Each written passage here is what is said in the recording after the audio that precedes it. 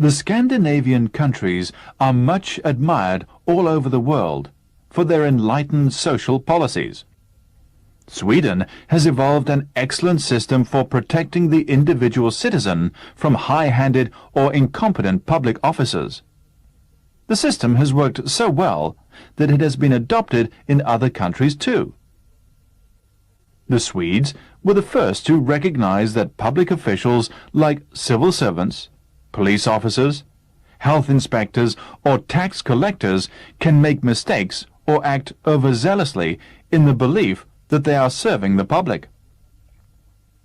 As long ago as 1809, the Swedish Parliament introduced a scheme to safeguard the interest of the individual. A parliamentary committee representing all political parties appoints a person who is suitably qualified to investigate private grievances against the state. The official title of the person is Justiteombudsman, but the Swedes commonly refer to him as the J.O. or Ombudsman. The Ombudsman is not subject to political pressure. He investigates complaints, large and small, that come to him from all levels of society. As complaints must be made in writing, the Ombudsman receives an average of 1,200 letters a year. He has 8 lawyer assistants to help him, and he examines every single letter in detail. There is nothing secretive about the Ombudsman's work, for his correspondence is open to public inspection. If a citizen's complaint is justified, the Ombudsman will act on his behalf. The action he takes varies according to the nature of the complaint. He may gently reprimand an official or even suggest to Parliament that a law be altered.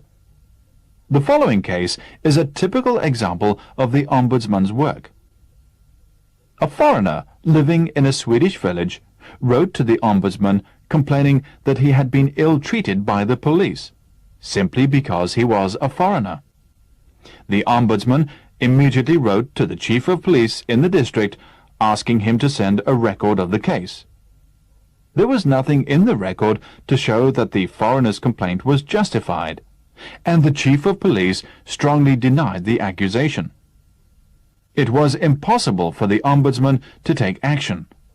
But when he received a similar complaint from another foreigner in the same village, he immediately sent one of his lawyers to investigate the matter.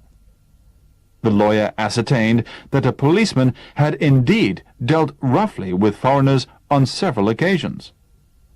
The fact that the policeman was prejudiced against foreigners could not be recorded in the official files. It was only possible for the Ombudsman to find this out by sending one of his representatives to check the facts. The policeman in question was severely reprimanded and was informed that if any further complaints were lodged against him, he would be prosecuted. The Ombudsman's prompt action at once put an end to an unpleasant practice which might have gone unnoticed.